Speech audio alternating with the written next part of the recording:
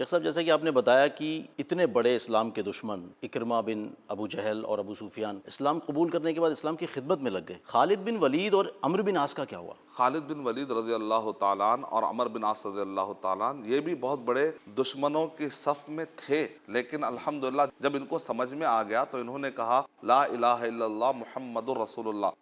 دراصل یہ بہت بڑی خوبی کی بات ہے کلمہ پڑھنے والوں کے اندر کہ حق معلوم ہونے کے بعد وہ رکتے نہیں ہیں۔ اس کا مطلب کیا نکلا؟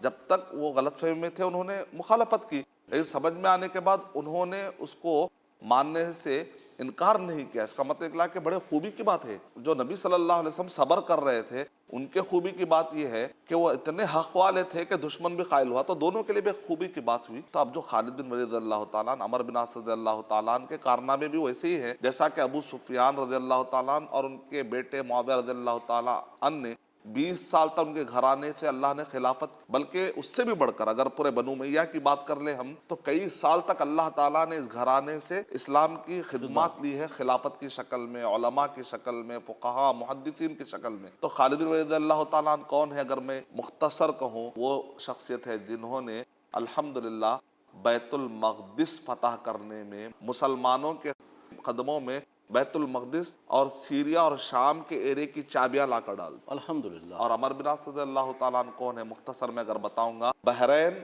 اور عمان جو آج نظر آ رہا ہے آپ کو، اور اسی طریقے سے مصر جو آج مسلمان کنٹریز نظر آ رہے ہیں، اس کو فتح کرنے والے عمر بن عاص رضی اللہ تعالیٰ عنہ۔ الحمدللہ۔ ان کے کارنامے یعنی توبہ ایسی توبہ تھی کہ وہ انٹرنیشنل توبہ بن گئی۔ وہ توبہ کا کفارہ ایسا تھا، اس کفارے کے پیچھے کئی ملک لا کر مسلمانوں کی خدمت میں ڈال رہے ہیں۔ ایسی توبہ جس کے اندر اتنا زور ہو، اتنا اثر ہو، اللہ ہم کو ایسی توبہ بھی دے دے، ایسا ایمان بھی دے دے۔